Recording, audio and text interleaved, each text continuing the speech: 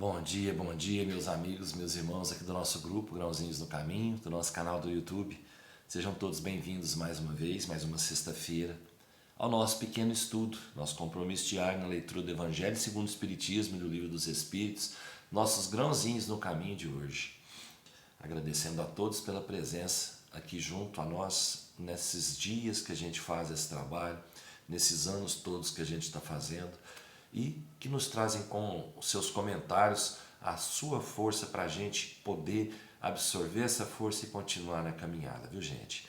Peço a todos aí que não se inscreveram ainda no canal, fiquem à vontade, sejam bem-vindos, né? Deem o seu likezinho aí, que é importante para o YouTube poder divulgar mais, né, o nosso canal, para que esse canal cresça e atinja o seu intuito, que é chegar a todos, né? Chegar a todos.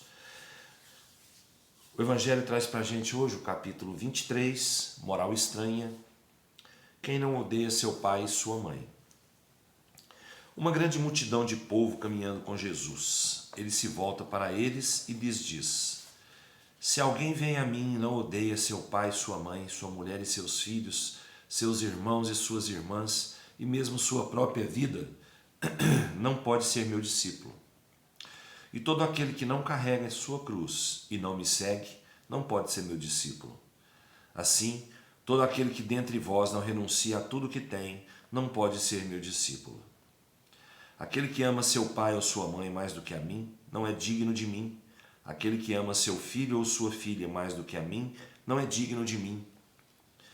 Certas palavras, muito raras de resto, fazem um contraste tão estranho na boca do Cristo que, instintivamente, se rejeita seu sentido literal, e a sublimidade de sua doutrina não sofre com isso nenhum prejuízo.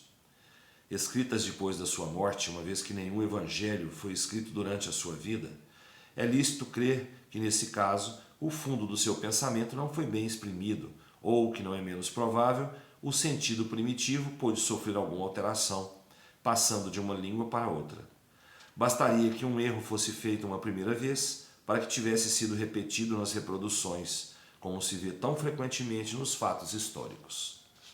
A palavra ódio nessa frase de São Lucas, se alguém vem a mim e não odeia seu pai e sua mãe, está nesse caso.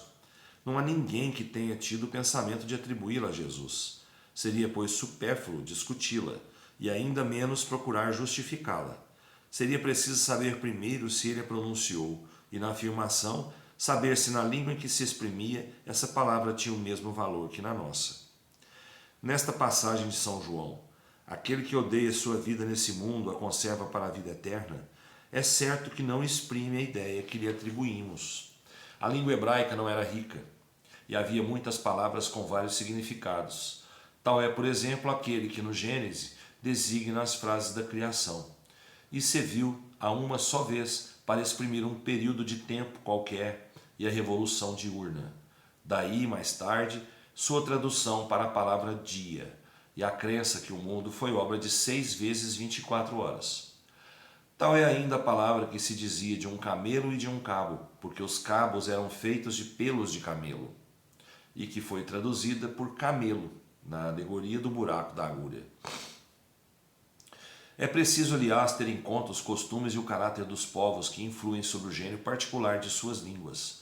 Sem esse conhecimento, o sentido verdadeiro de certas palavras escapa de uma língua a outra. A mesma palavra tem mais ou menos energia.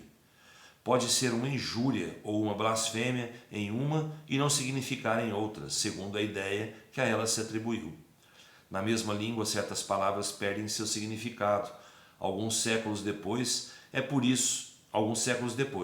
Por isso, uma tradução rigorosamente literal não exprime sempre perfeitamente o pensamento, e, para ser exato, é preciso, por vezes, empregar não as palavras correspondentes, mas palavras equivalentes ou perifrases. Essas advertências encontram aplicação especial na interpretação das Santas Escrituras e dos Evangelhos em particular. Se não se leva em conta o meio no qual viveu Jesus, fica-se exposto a equivocar-se sobre o valor de certas expressões e de certos fatos, em consequência do hábito que se tem de comparar os outros a si mesmo. Por essa razão, é preciso, pois, afastar da palavra ódio a acepção moderna, como contrária ao espírito do ensinamento de Jesus. Complicada, né, essa leitura, gente?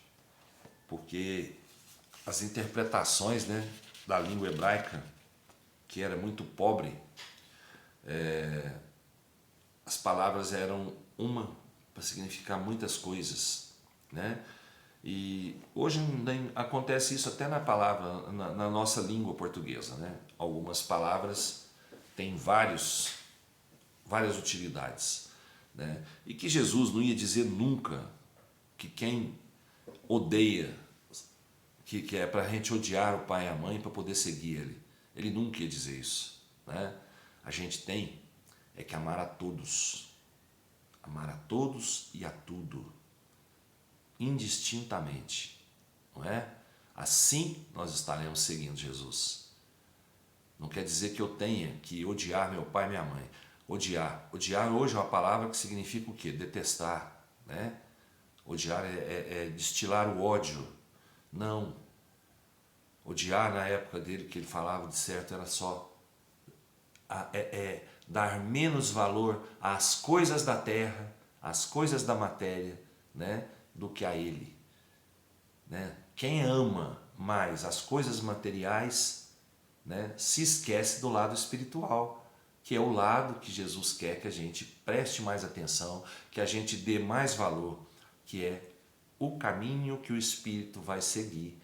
O Espírito não morre, né? A vida verdadeira, plena, é a vida espiritual. Então nós temos que dar valor a isso. É pensar no crescimento do nosso espírito. Esquecer um pouco as coisas da terra. Nós precisamos das coisas da terra, mas nós temos que dar menos valor às coisas da terra do que às coisas do espírito. Lembrar-se que as coisas do espírito são as que vão permanecer com a gente a vida toda, né? O que são as coisas do espírito?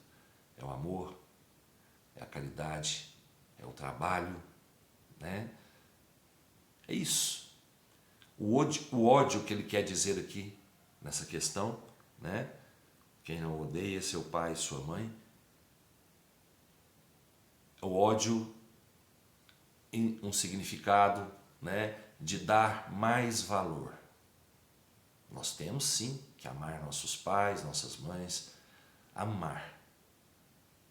O ódio aqui no caso seria a questão de valorizar. Quem valoriza mais as coisas da terra não pode me seguir. Aliás, eu falo, não vai dar conta de seguir a Jesus. Porque as coisas da matéria, elas, como que eu digo? Elas cativam mais as pessoas. Não é a palavra que eu queria usar, mas fugiu a palavra agora do pensamento. As coisas da terra, elas atraem mais as pessoas, né, do que as coisas do céu. Porque estão aqui próximas, estão mais fáceis de chegar.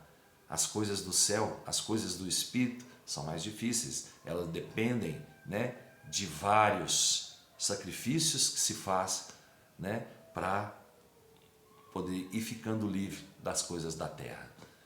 Elas são mais difíceis de serem alcançadas.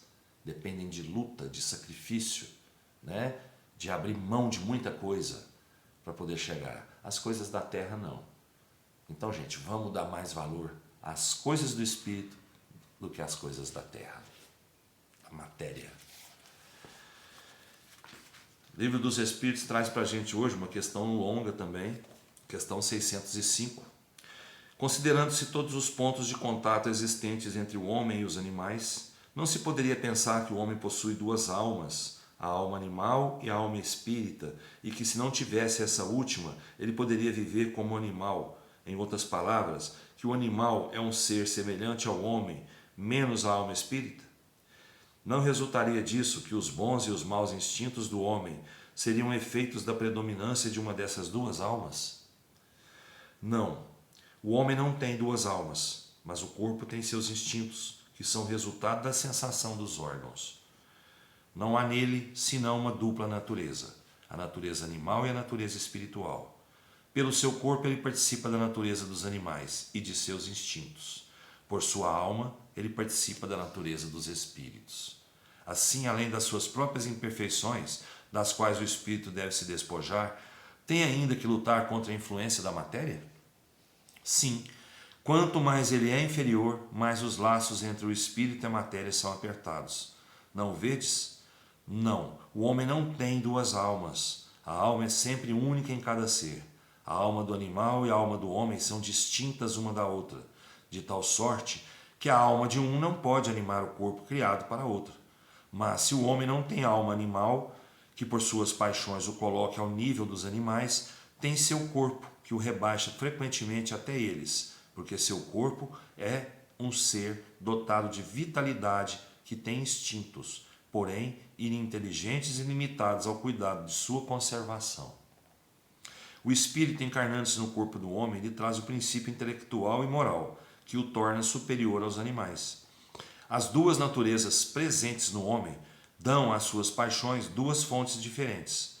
Uma provém dos instintos da natureza animal, outra das impurezas do espírito, do qual ele é a encarnação e que se afina mais ou menos com a grosseria dos apetites animais. O espírito, purificando-se, liberta-se pouco a pouco da influência da matéria, sob a qual ele se aproxima da brutalidade. Liberto dessa influência, ele se eleva à sua verdadeira destinação.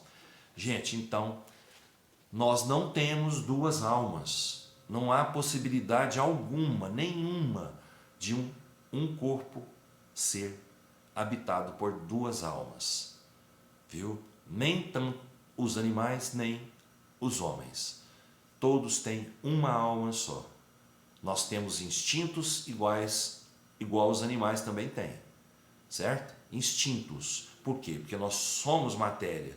Nós temos matéria viva em nós, né? Nós temos a vitalidade em nós. Os animais também têm. Só que a alma animal não pode habitar o corpo humano, nem a alma humana habitar o corpo animal. E é impossível duas almas habitarem o mesmo corpo. Tá certo? É isso, gente.